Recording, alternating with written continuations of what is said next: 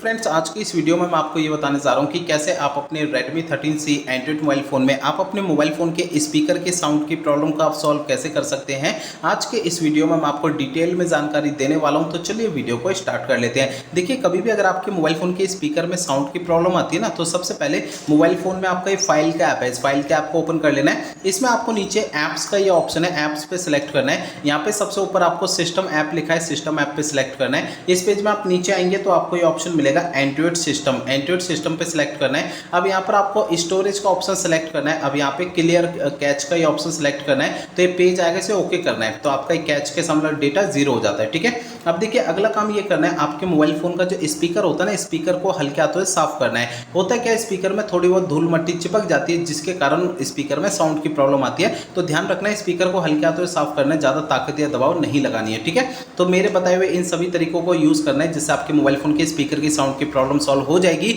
अगर मेरे बताए हुए इन तरीकों से आपकी प्रॉब्लम सॉल्व नहीं होती है, तो आपको करना क्या है, देखिए आपके मोबाइल फोन का जो सर्विस सेंटर ना, सर्विस सेंटर आपको चले जाना है, अपना फोन वहां पे दिखा देना है। ऐसा मैं इसलिए कह रहा हूं, देखिए हो सकता है आपके मोबाइल फोन के हार्डवेयर के अंदर कोई दिक्कत आ गई होगी, जिसके कारण आपके मोबाइल फोन के स्पीकर में साउंड की प्रॉब्लम आ रही है। ठीक है,